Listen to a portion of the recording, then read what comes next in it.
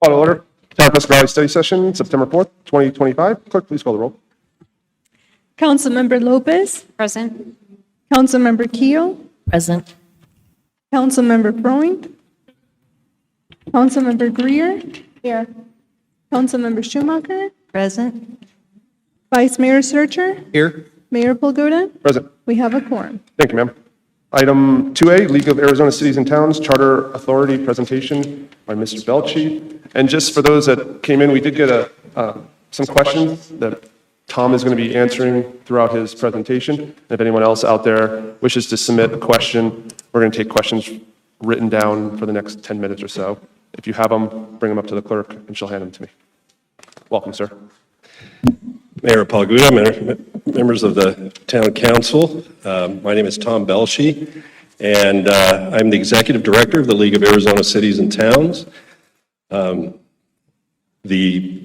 League of Arizona Cities and Towns is a nonprofit cooperative association of all of the 92 now. I used to, for a long time, you were saying 91, but 92 cities and towns, and we are here to do a lot of different things. One of our big responsibilities is providing information about the operation of cities, so obviously Charter Authority falls under that.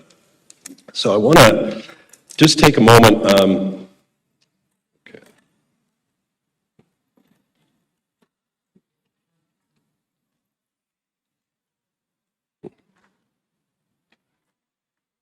I did turn it on. No, it's in.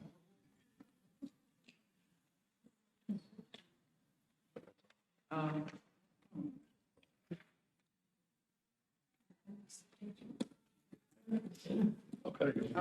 All right, thank you. All right, to give a little bit of historical context, during the Drive for Statehood for Arizona, it was during the Progressive Era. In the early 1900s, we were set up as a state in 1912. And part of that is we had the recall initiative and referendum that was added to our Constitution in Arizona. But we are also a Dillon's Rule state, which means that if you're from a Midwestern state, they have something called home rule there, and that's not something we had in Arizona. And so to make up for that and to give cities and towns that wanted to have more control over truly local affairs, they set up Charter Authority. And they gave that to us. Now, what's interesting is in the beginning, there were lots of things that you take for granted now that even can be adopted by general law cities that you couldn't adopt as a city back then. For example, council manager form of government. That could not be adopted unless you had a charter back in the day. There are certain procurement operations there and specific terms of office, direct election of the mayor. There were lots of different things that now any incorporated city or town can adopt, but back then you didn't need to have that. So now the thing about charter government is that if a city or town is looking at charter government, it needs to be about specific authority in a specific area that has not been occupied by the state, okay? Now, that has a lot to do with court cases, and Nancy's going to cover all of this and talk about it a little bit. What's also interesting is that until recently, when Litchfield Park passed theirs, it was a long time before we had a charter city set up. And so it's not something that happens very often because it's difficult and it requires a lot of support in the community. We have, with Litchfield Park, we have 20 charter cities now. We also have a city that has a territorial charter, and that's Tombstone, Arizona. They still operate under the same law that they did when Wyatt Earp was there. And they just, and it's an interesting dichotomy that we could, but this is, we want this to be a short and to the point meeting about charter authority. And so the really important thing to keep in mind about charters is, number one, you have to understand that what the state occupies and what the court feels that they have occupied as far as reasons that you could state, you could use charter authority to trump or to use it in a specific case depends on the authority that's given to you by the state. And we're constantly having cases that change that point of view. And Nancy's going to talk about those specific areas that we feel pretty good about based on cases, but for the most part, it's difficult to know for sure, to be able to tell you for sure. If you pass a charter, you're going to be able to stop this or you're going to be able to do this because it's constantly changing. And so depending on a charter to do that for you can be a difficult, thing. So anyway, I'm going to turn it over now to Nancy, and she's going to walk you through, and she's had a look at the questions. And so what she doesn't answer as part of her presentation, she'll take a little bit of time and answer at the end. Thank you. Thanks for having us today. We do these presentations regularly. There's a lot of cities that kind of explore it. I used to represent 2 cities that explored that process. One was a town, the other one was a city. And so, there you go.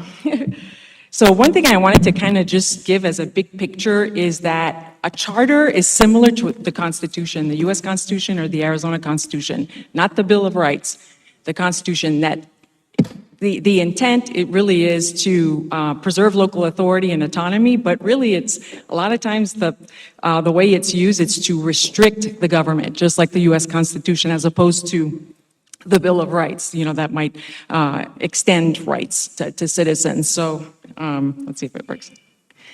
So that's kind of the context in mind. Of course, sometimes, local self-determination might require you to kind of expand, and that's the entire purpose. So it allows your community to determine what the structure of your form of government might be. So for example, I saw some of the questions. There were questions about, can a charter have specific ethics requirement? And the answer would probably be yes. I'll go over the test that the courts would use to determine that, to the extent that it doesn't conflict with state law. So for example, state law does not allow you to remove someone in office for an ethics violation unless it's one of the specific things in state law that allows the process for removal. So in general, again, it will help cities, strengthen some of their abilities to deal with certain issues, and that's only what the courts consider local issues, and the Constitution specifically refers to that. I'll go over that. But a lot of times the misconception, at least at the legislature, is that the charters are used to give cities all this power and so forth, when really, when you look at a lot of the charters, they mostly restrict city councils. So for example, like in Mesa, they might have a requirement if the city wanted to build a sports arena or an amphitheater, that might require the council to put it to a vote if it's a certain amount, a dollar amount. Same thing, sometimes it might say, that they can only do it if they have a certain number of public hearings and they put it out to the voters. So those are usually like more the type, and I'll go over some of the other ones. Here are the charter cities that we have now, and that's the other thing is we keep referring to cities, and there was one question, which is a great question about, can a town be a charter city? And the answer is no. First, you would need to become a city, and that's, there's a process for that, and it does not allow a town. There was a second question about, well, if let's say a city becomes a charter city, can it keep calling itself a town even though technically it's a city? I don't know what the answer is to that. I've never seen that happen, but I know that for legally, it seems like that might be a problem because the Constitution, but also like it would seem to to put it at risk. I don't know. I know this for Gilbert was a very sensitive issue because we loved being a town, the town of Gilbert, even, we loved saying we were the biggest town in Arizona.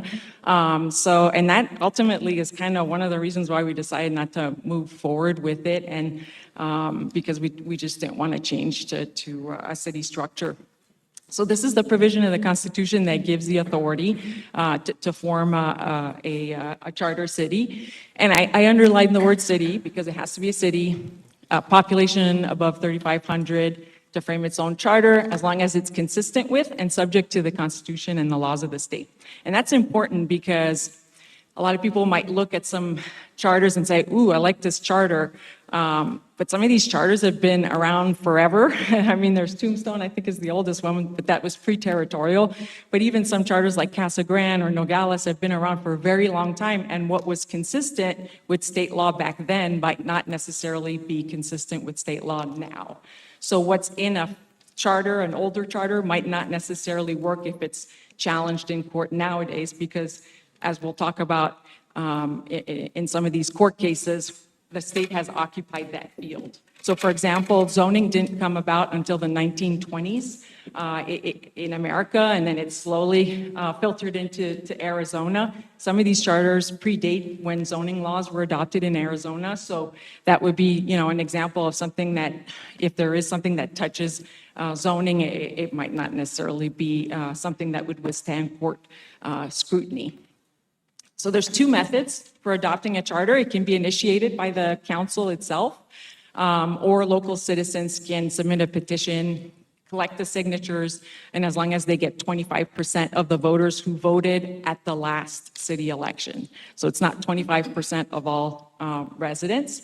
And then the election, if let's say it's placed on the ballot, then the voters would also be deciding who would serve as the 14. They call them freeholders, which is kind of like the founding fathers or mothers of the charter, who would be tasked with the very difficult task of drafting this charter. So, and in terms of who can serve as a freeholder, it's any qualified elector of your town. And so they would go through the same process as you did when you ran for office. They would have to submit their, nomination papers and go through that process to be placed on the ballot. So this is the very tricky and difficult part. And Litchfield Park, I'm sure, I know, I believe a few city attorneys have talked to Litchfield Park, those who were kind of exploring it. And the biggest part that's difficult is that 90 days. So the freeholders don't have a lot of time to draft this charter. And so in some cases, some of them might have already had an idea of what they thought they would draft to get that process started. And the reason I put a star next to it is because the statute says you have 90 days, but it might be even shorter than that, because you might need to talk to your counties to see what deadlines they have, especially each city has an IGA with their counties for running elections. And so it could be like shortened to 75 days if you need to meet certain statutory deadlines for elections. And so that's why Litchfield Park, they submitted it way ahead of time to make sure that they wouldn't, and we'll go over their timeline to kind of give an idea of how long it takes and so forth. But there's publication requirements, and then the election must be held 20 to 30 days after the last publication date. So those are kind of all the stuff that the poor clerk's going to be stuck dealing with. But that's kind of the process. If it's approved by the majority of the voters, then it's mailed to the governor's office. So that I had never been through the process of after voters approve it. So Litchfield Park's like, hey, how do we submit it to the governor for approval? And it's just an email, and then they sent the copy by mail, and it was pretty quick to get the approval from the governor. I think they had given an advance copy to one of the attorneys at the governor's office to kind of give them a heads up. But their charter was pretty relatively simple, and it was similar to other charter provisions. Most city and town attorneys, we always copy from each other. So, hey, if it works in another jurisdiction, then it might help speed up the process. And then once it becomes approved, then that becomes your governing law of your city, and courts are obligated to recognize you as a charter. So this is the time frame that Litchfield Park followed. I'm not going to go over everything, but essentially, the council kind of had a couple of, meetings to say, should we should we do this, should we not? They ultimately passed a resolution saying, yes, we want to move forward for this. So it was initiated by council, not the residents. They passed like certain ordinances for procedures on what they would do and what was expected in terms of providing notice to the public, putting things on the website and things like that. You've got your deadlines for the freeholders to submit their nominations. The election was in November. And then here's the whole process. As part of their process as freeholder, when they were drafting it, I think they had 2 meetings. It might have been, I think it was 2 meetings with the public to kind of give them an update, like this is where we're at with the charter. If there's any input from the public, they tried to integrate that public input into the draft, and then they ultimately approved it, submitted to the council, and the voters actually approved it by 82%, which is very high. So these are kind of like the big cases, and that's the big thing, right? I know a lot of these questions, I'm not trying to skirt the answer, that it's just that some of these haven't been tested yet. So what I thought I would do is kind of, instead of maybe just nerding out on all the cases, I would kind of give you what seems to be the tests that were developed by the court. So if you're looking at an issue, for example, like I know there was one question about, let's see, I'll go over them with the tests, so that way it might help a little bit. This is sort of the kind of one of the general rules that's come out of the courts. As long as your charter is confined to what is of local concern and it's in harmony with the Constitution and state law, it's probably valid. So, but then the issue is, what's a matter of local concern? I'll go through examples, but and what the court does is if it's something that's the court deems as purely local, then your charter will supersede state law. But if the court thinks that it's an issue that's both local and statewide, then they're going to go through this test of trying to figure out, well, is there an actual conflict? And if there is a conflict, has the state completely occupied the field in that area? So one of the questions that was written here was basically asking about, groundwater. And so if you go through this test, and of course I could be completely wrong, but it seems like it's both a matter of local and statewide concern. And so if you have a charter provision that conflicts with state law, then the court would probably say, well, there is a state groundwater code that's been around since I think it's 1980s. And it seems like the court would say that the state has completely occupied the field. If your charter provision does not conflict with any specific state statute, it might not be an issue. So here are some of the questions that typically the court will ask. This is my interpretation of what the court asks, and who knows, they might come up with a new case that kind of changes this. But the first question they ask is, is there a clear, state preemption? And so recently, unfortunately, the legislature's been adopting a lot of statute where they just include some general statement saying, this is a matter of statewide importance. Well, thankfully, the courts have said, you can't just say that. You need to actually show that this is an actual matter of statewide importance. Like the burden of proof is on the state to show that. If there is some sort of declaration in a statute, then they'll look and see if there's an actual conflict. And essentially what's a conflict is it's impossible to comply with both the charter and state law. And if there's no conflict, then the court will also ask, has the legislature a direct conflict, and then they'll occupied the field. I think that should say if there's no direct, have they occupied the field? So one example would be Title 28 regulates vehicles like speed limits, DUIs, where speed bumps can be and things like that, where it seems like that in that area of traffic regulation, we wouldn't be able to necessarily change, some of those laws that the state has completely occupied the field. I'm probably giving a terrible example, but so here are some of the things the courts has said we do have charter authority. So one of them has to do with our authority over our own property, city-owned property. And here the courts have said, yes, this is absolutely something that you can regulate with your city charter. And it's not only because of your charter authority, but also because there's other provisions in the Arizona Constitution that give you the right to engage in business. There's a specific provision that is specific to municipal corporation that gives us the constitutional right to engage in business activities. So that includes if you have utilities or if you want to sell some of your city-owned property or town-owned property, or the operation of a convention center. And then the other thing is we have the right to utilize it like any other private property owner.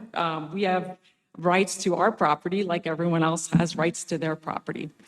And so there's a series of cases involving elections, and it seems like when it comes to local elections, courts have said certain things, like, for example, here, Tucson has like a very unique way of determining who will seat on council. And the court said, yeah, if you want to create this ward-based system, and some of it is based on wards, and then you might also vote at large during the general election, that is something that's proper for your charter. So, and then there's also, they have a unique thing that also shows their partisan affiliation, and the court said, yeah, that's a proper topic for a local matter.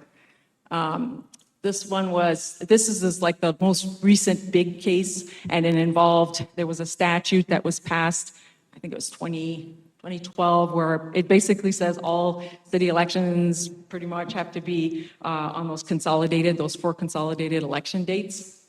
And so Tucson and Phoenix challenged it because some of their charter provisions allowed them to have these off-cycle elections.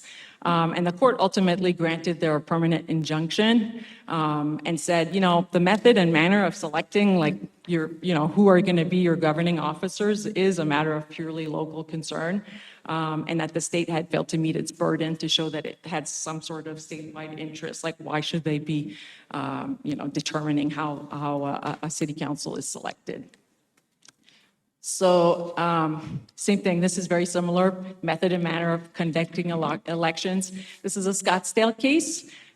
This one's kind of a little bit strange. The legislature enacted this bill that prohibits sign walkers, and Scottsdale kind of proactively went to court and said, hey, we have this ordinance, no, it was a charter provision that gave them authority over their streets. They adopted an ordinance related to the banning of sign walkers, and they wanted to know, is our provision okay?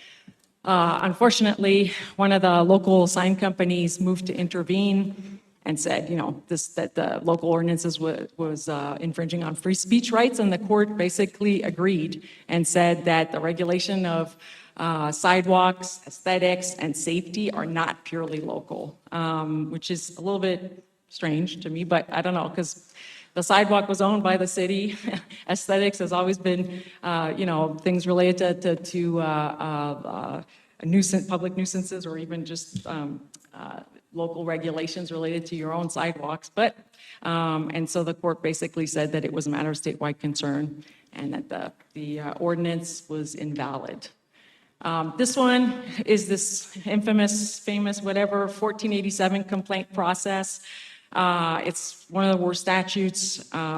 Tucson challenged it and said, what is this? This is not, well, actually, no, there was a complaint filed. That's it. The complaint was filed by one of the elected representatives, and the AG determined that Tucson may be violating state law. And Tucson basically said, hey, our charter supersedes state law, said that the 1487 was unconstitutional. It raised all sorts of issues, like it raised issues of separation of powers and all sorts of things. And the court ultimately said the 1487 statute is valid. The only part was the bond provision that was likely unenforceable. So we're stuck with that statute to this day. And this is kind of what the court said, and essentially the gist was 1487, The reason the statute was adopted was to encourage cities to comply with state law, and that it's essentially all about how state funds are used, so there was no issue with it. And so that's kind of, this is the one that this is about the destruction of firearms. So this was another recent one where essentially the Tucson Code had this specific ordinance that dealt with disposing unclaimed firearms that had been seized. And so essentially the court said that that was not a proper subject, was not purely local. It conflicted with the law and therefore was preempted. And that's because there were two specific statutes that are still in the books today that preempt us pretty broadly when it comes to anything related to firearms. So I'm going to go. This is one it's only a Court of Appeals case. Sorry, my Phoenix should be a capital P. But essentially here, it had to do with the regulation of the sale of dogs and cats by commercial breeders. And the court said, yeah, no. The only reason why Phoenix had any authority related to the sale of domestic animals was because the state gave it some power, and that it was a matter of statewide concern.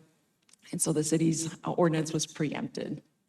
So essentially, and I'll try to go over some of these questions here, but what is local concern? Sounds like it's probably local elections, the manner of selecting them. There was a question about limiting term limits.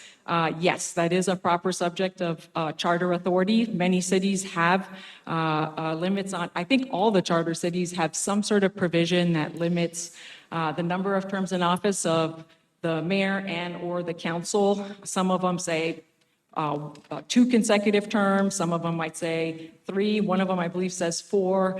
Another one has a total number of years that a council can serve. I believe it's no more than 2 terms as mayor and a certain number of terms as council members, not to exceed 16 years. So that is a proper subject. I want to see what the other questions. So here was a question about, can we require developers to provide service or pay fees for projects, related to so essentially that one would be tricky because it would likely conflict with state law. State law is very specific what cities can and can't do when it comes to requiring developers to pay certain fees or dedicate certain property.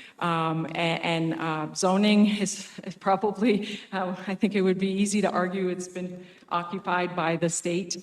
So that one I can't imagine, especially with all the impact fee statutes and the very limited power that we have over what we can and can't require. There are ways, even if you're not a charter city, that you can require certain dedications and fees from developers or preservation of certain areas, but I can't see how it could be inconsistent with state law.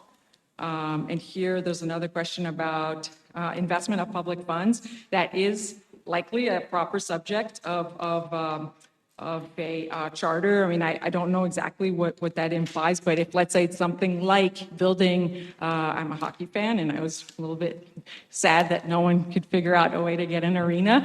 But for example, like the Mesa example or the Tempe example, where there are certain limitations on using taxpayer funds to build certain things on city property, that is probably a proper subject for a charter.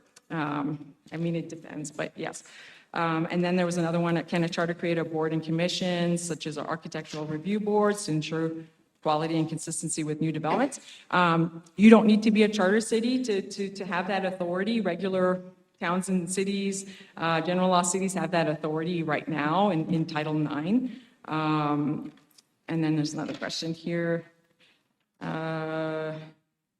Adequate water supply, I think that one would be very tricky. Again, if it conflicts with the state law, then the court would look at whether the state's occupied the field. Chances are the state has probably occupied the field. Of course, it depends on what that charter provision would say. But that area, we have a groundwater code that's been around forever. And so, let me see, and then there's another one about an ethics policy. Yes, and that is it would be a proper subject for charter, probably. Just depends on what you mean by ethics. subject to it can't conflict with state law. So for example, you couldn't adopt a ethics policy that says if a council member, is late 3 times, they're out of office, because state law has a specific provision that talks about, removal from office, and it requires everything that due process would require, which would be, like there's one about conflicts of interest, that it actually requires them to file charges, criminal charges against them, and it might be a basis that the judge would remove someone from office if they're violating conflict of interest laws. But ethics policies like, attending certain number of meetings or that type of thing, it would probably be okay. And then, let's see, I'm trying to see here what advantages, financial or otherwise, that they would enjoy. And then there was a similar question about grants, like would it open up certain grants? And the answer for grants is, at least all the grants that I've seen, they don't seem to really distinguish between whether you're charter or non-charter. So in terms of the state or the federal government thinking, treating a charter city differently, I've never seen that, but it might impact, what grants maybe your town or city, charter city would be willing to apply for, maybe. That might be one of the restrictions on a council. And I know I'm probably forgetting a bunch of questions here, but. I mean, it looked like you covered most of them. You Okay. didn't cover the property tax. It was a second part to the rules for policy for investment of public funds. It says, can the charter set limitations on sales and property taxes? Yeah, so, I think Belshi probably agree with me that we've been, it would not be able to conflict with state law, and there's a lot of state laws. Title 42 is very extensive, and it's very specific as to what we can and can't do and how we can do it.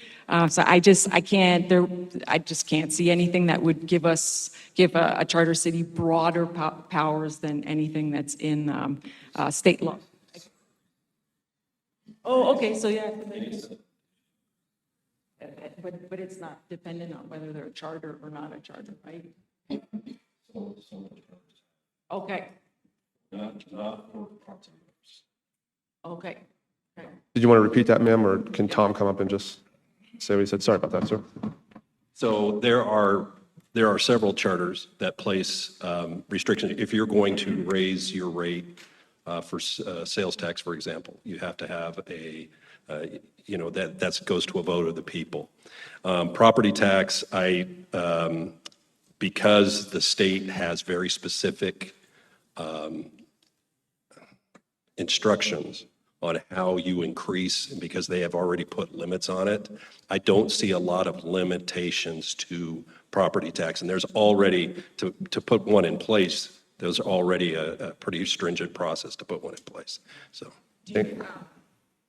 I have seen provisions, I believe it's Tucson, that there might be certain limitations on like how the tax revenues might be invested or used. So for example, they have a provision, and I'd have to look it up, but it's something to the effect of, if they are going to use some of these revenues for road construction projects that are more than, I can't remember what the amount is, but like 1.5 million or something, then doesn't it have to go to the vote of the people or something like that? And it was an old provision, and what's happening is most projects these days, 1.5 million is nothing, and now it's become kind of a hindrance to the city, not only from just basic road projects, but also the ability to apply for grants, because, first they would need the voter approval before they could spend the money, so how do you apply for a grant that for a road project that the voters haven't approved yet? So I know there was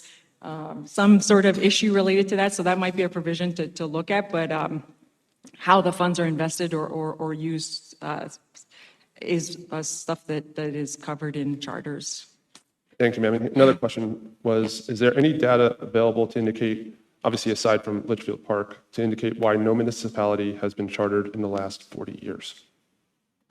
It's a great question. I know from the Gilbert perspective, those who lived in County Islands loved being in County Islands because usually it was related to what they could do with their private property. So having horses, or whatever it was, because they felt like being incorporated into a city or annexed into a city. So a lot of those unincorporated areas, they might not have necessarily applied for it. I don't know, oh no, I'm talking about incorporation, never mind. Yeah. I go for it, yeah. So the reason that we feel, that we've heard when we make these presentations is what we talked about before. One of the big reasons is people not wanting to change from city to town, and they've determined that that's something they have to do, and changing from town to city, excuse me. And the others is that that's just a very difficult process, and the things that they were really concerned about in a lot of areas, they found out they already had the authority to do it as a city. And so there's just not as big a need for it as there was in the beginning when they first started being used. So that's the reason, like you said, I think it was 1984 was the one before Litchfield Park. And then similarly on that same concept, in the last, I believe, 40 years, I think we've had 126 preemptions. So, it was really, really rare before the 1980s to have any statutes preempting cities. And I don't think there were any that specifically had a declaration like this is a matter of statewide concern.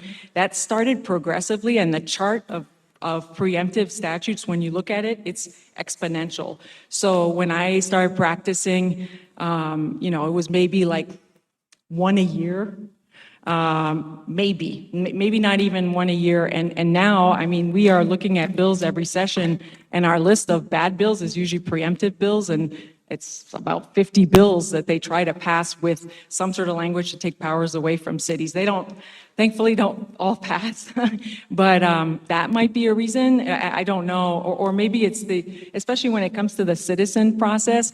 When it's council initiated, that's a lot simpler than having to collect signatures. So maybe there's also that 25% might be a hindrance if it's a citizen initiated petition.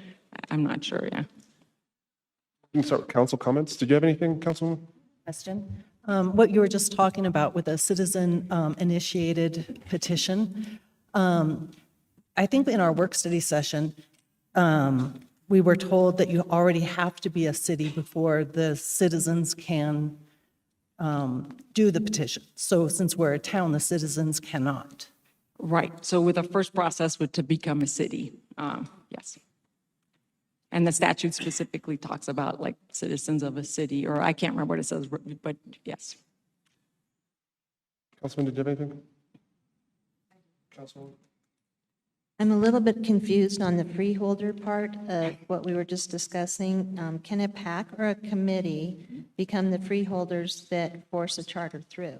So the freeholder is basically what the term refers to is elected officials. So there could be candidates running as freeholders that are, just like any other elected candidate that's sponsored by a PAC but you're talking about a specific person that would serve in a role, sort of like a council member, but their only task is to draft the charter. When their task is done, they don't hold any, office or anything like that. Another thing I wanted to mention, I think there was a question related to it, is whatever charter is adopted could not try to change your terms in office, or it wouldn't impact those sitting on the current council. There's a specific statute that talks about that it's moving forward, so it wouldn't impact your terms in office. So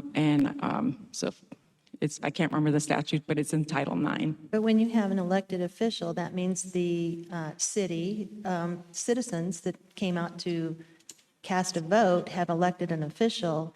So then is a freeholder able to be replacing that official? No, so the freeholders, it's like a term, kind of like saying you're adopting a drafter of the charter. And that's their only purpose, is they're drafting this charter.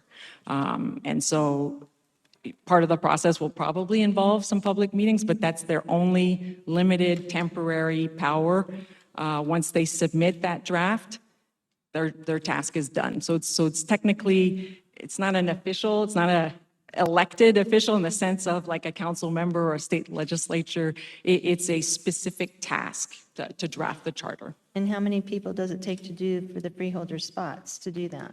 So there's 14 spots available. So they would all run for a different spot. I have samples of like what the ballot would look like from Litchfield Park.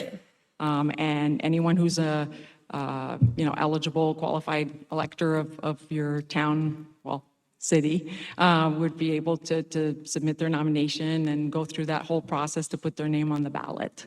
And then if they're elected, then they've got that 90-day window or maybe shorter to draft it, and that's their task. Has to go to a regular vote to be elected into being a freeholder spot? Right. So they And then can a PAC or a committee then all run together? Let's say there's 14 positions open and they want to seat 14, if they're certain PAC, is that allowed? So you wouldn't be able to put a PAC on the ballot, but if they want to sponsor candidates or a Individuals representing a Right, committee or a right. PAC then have the power to basically demand something, is basically Yeah, what I'm the hearing. the same rules that apply to them sponsoring a candidate that's on the ballot, any other ballot they would have the ability to. Candidates, when they're running for election for a council seat, have to step down from any other committee that they might be on. Right. And basically, this is trying to say that a PAC or a committee could come in and try to run what they're wanting to do. For drafting the charter. Nancy, could I, And maybe I'm not understanding. my memory is being in a presentation where Nancy was, where the attorneys for Litchfield Park made a point of the law not giving us a lot of guidance about how you nominate those 14 people. And so cities kind of do it lots of ways. And there are ways that they can do it where even council members could be on. But it's something that would have to be determined, is my memory. Am I correct? That's true, because I think they had 2 council members, right? I think I believe? Okay. So when there's something from a governor that's a mandate and something, we had an issue with the last election that one of our appointed people that were already serving on our council had a term limit to the following December. But because the election was held, it was brought about that the person with the most election votes was allowed to reseat that person. So the person that held the appointment was kicked out of a seat with not having done anything wrong, with not it being anything that it wasn't voted on, it was just that it was done. And that person lost income, lost benefits, lost, basically was kind of like just kicked out. Not by, she didn't quit, she wasn't fired, it was just done.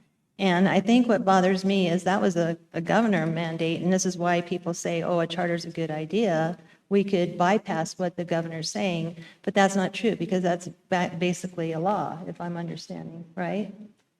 It was the legislature passed a law that, so if there was, I think it was actually out of the town of Gilbert. So there was a council appointment and someone got elected. Oh, the Hendricks case? Yes, okay. Yeah, bad memories. So in being a charter, you'd have more power to override that then? I think I know, my understanding, there's a specific statute that addresses it. So again, anything in the charter cannot conflict with state law, period. With state law? So if there's a state law that says this is how you fill appointments, there is a statute that says that. How you fill vacancies, resign to run, all those statutes, the charter could not conflict with that. Okay, so then that wouldn't have had any weight to anything anyway, correct, being a charter? It wouldn't have given any difference to Right, that, being a exactly. charter. No, yeah, that's how I would see it. I'm just trying to, in my own head, clear the reasoning of becoming a charter now. Right. Maybe when it was set up 45 years ago as a town, thinking that maybe that would be a good idea to have the name city instead. I just know that there was a lot of protest under us even just changing our logo by a certain group that was saying, oh, it's a waste of money. Well, I could just imagine what this might take, you know?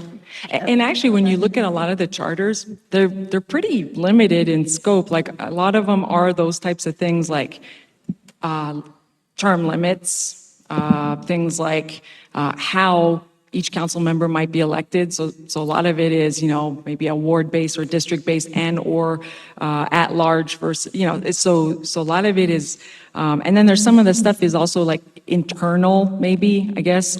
So for example, there's one that that kind of talks about, let's say, like who appoints the city attorney, even though there is a statute that specifically says it, but I'm guessing maybe they adopted it before that statute, and things like that. But when you look at them, they're pretty limited in scope, or at least some of the, Litchfield Park kind of has a little bit more language in it, but yeah. So hopefully I answered your question, Councilmember Shoemaker. No, but like even in an election, you are voting for the person most qualified for the position is how it should be. And so that if most of the citizens in the town or city decided that that's not who they wanted, then that person would be limited because they wouldn't be reelected. So in a way that's kind of counterintuitive for saying that now we've got the power to limit something when an election determines that. And Councilmember, I keep saying it's Schumacher because I keep thinking of Michael Schumacher, but again, a charter is a lot like a constitution. The Constitution restricts the government. It's always been kind of seen, yes, it's about local independence, but a lot of it, and when you look at a lot of the charters, like the examples I was talking about, building arenas or using public funds for certain things, a lot of it is restricting that power. So, and that's a misconception at the legislature. They seem to think, oh, they can do whatever they want. It's like, no, it's usually the charters are restrictive. So when somebody's moving to a new area and they're coming in thinking, well, now I'm moving to the town of Prescott Valley, but now there's a big change going on, that might alter their decision of what they want to do, in my opinion. yeah. All right, thank you so much. Councilwoman, did you have anything? And are you done with your presentation, ma'am? I'm sorry, we kind of got into questions. I didn't know if you got to the end of your... No, I think, let me see. I think we're done. Yes, we're done. Councilwoman? And thank you for your patience. This is my first charter. I've been to many of them, and I worked from the inside where we were kind of in Gilbert and in City of Maricopa, we were exploring it. And all the questions you're asking are great questions to ask because a lot of it, we also asked and didn't know, and there isn't really any court guidance. And so it's kind of, and so we look at other states too, just to see our constitution's based on Oklahoma. So we used to look at a lot of cases in Oklahoma to see if they may be, courts ruled in those states because their provision's almost identical to Arizona.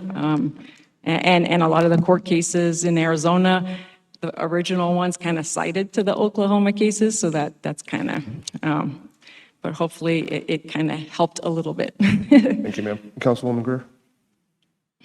The town of Prescott Valley and members of our staff have been singled out statewide and in some cases nationwide for awards of excellence.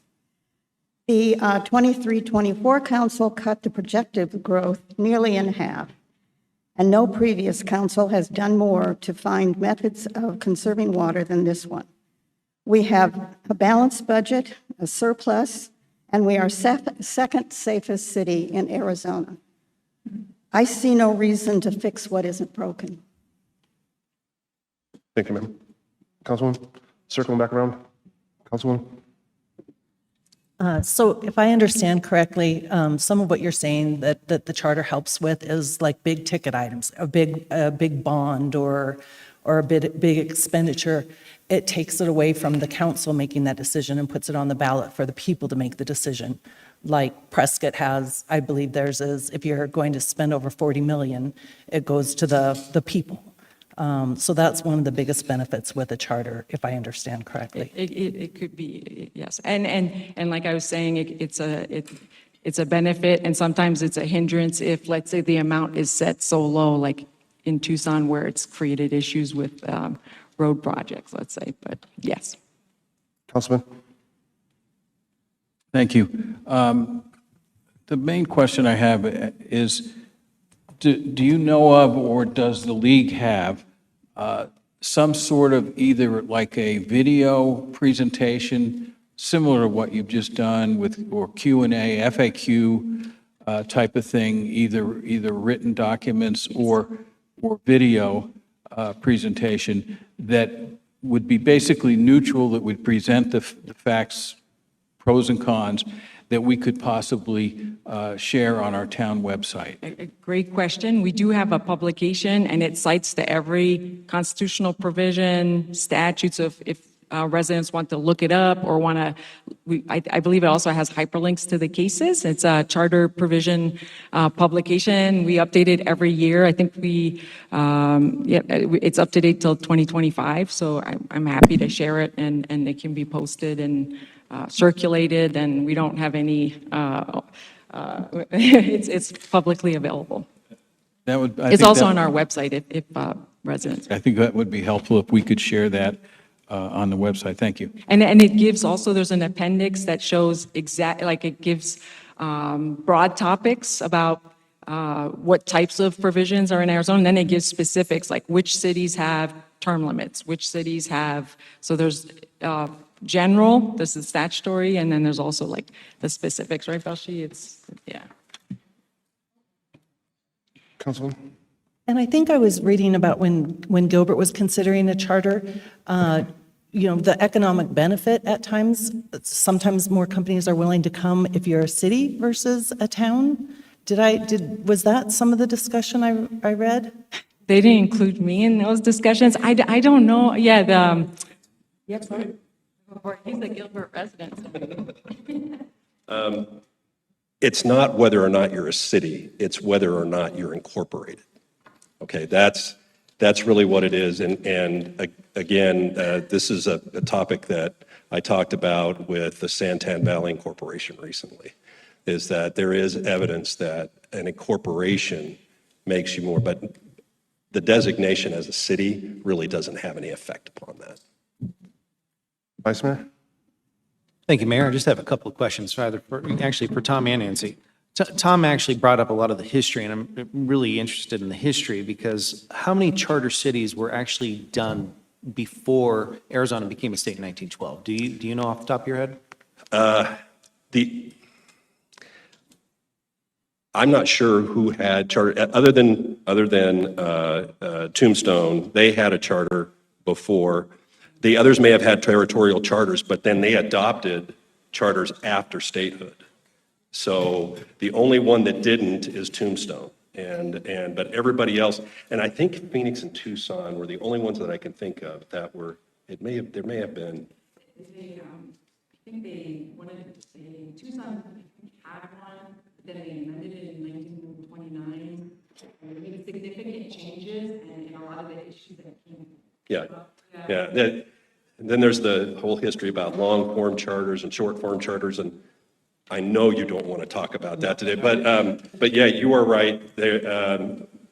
And that's one of the reasons why Tombstone's kind of in a fix with their territory, because they have no way to adopt that new one now. And so I don't really understand the legal issues behind that, but ever since I've been around since 1993, and that's always been the issue there. So. You might be able to answer this next question, or again, maybe it might be your personal opinion. What is the legislature's view towards charter cities? That's largely an individual thing, right? In your experience, what have you seen? In our experience, if it keeps us from enforcing a bill that they want us to enforce, they don't like it. Okay, and believe me, that's on both sides of the aisle. But the Charter Authority, there's been attacks on it, but again, we have our supporters, and they haven't been able to pass anything significant to limit our charter authority. So my guess is that most legislators think it's an important thing for us to have, but until it runs afoul of something that they want to do. So. And then, Nancy, you were, talking about, a lot of the lawsuits that charter cities get themselves involved with. In your opinion, are charter cities more apt to be sued than like a regular non-charter city? I'm just curious about that. I think it's a great question. I don't really think so because the cases I had on the board are pretty much the only cases we've had since Arizona's become a state. That's not a lot compared to, maybe another state. And that's why it's so hard because we don't have a lot of guidance, but it's also good news because we don't have a lot of challenges. And to answer your previous question, I think, I don't necessarily think there's like consensus on whether it's good or bad, but I do think there is a basic misunderstanding of what a charter is.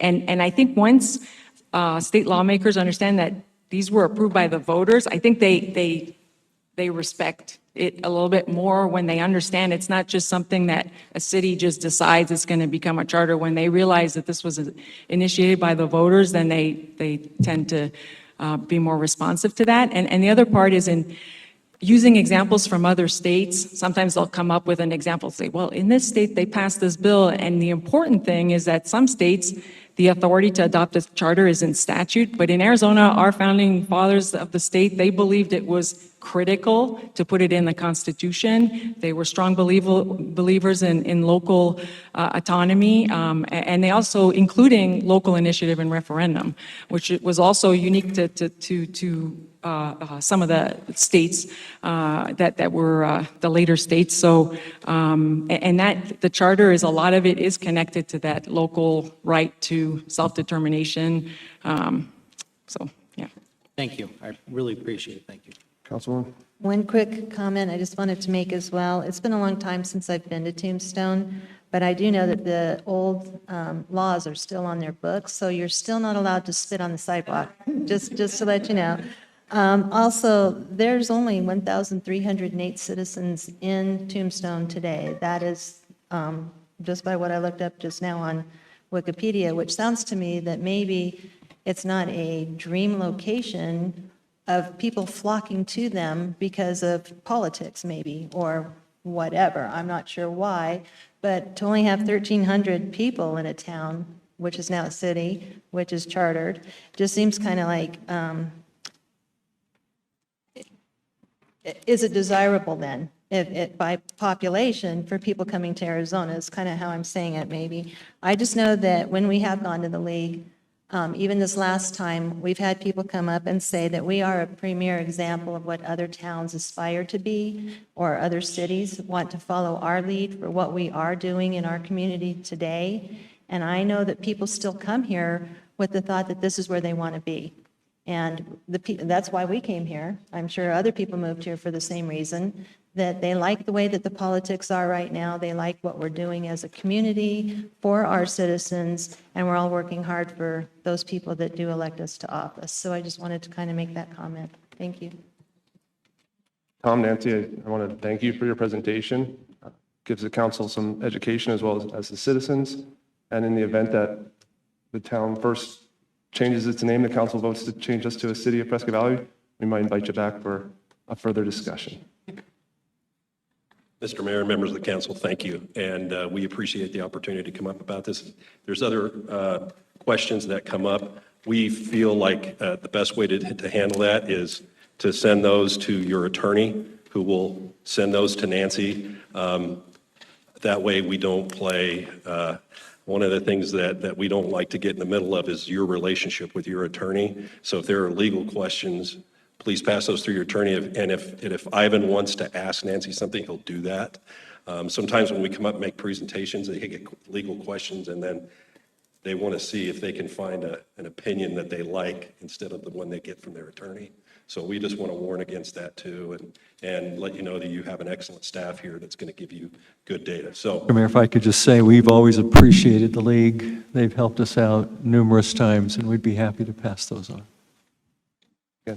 Thank you very much, sir. and I'm sorry, we would love to stay for the rest of the meeting. I just got a kind of a little bit of an emergency thing that Nancy and I are involved in, and so we've got to head on out. Guess what, sir? We're done. So thank you. Okay.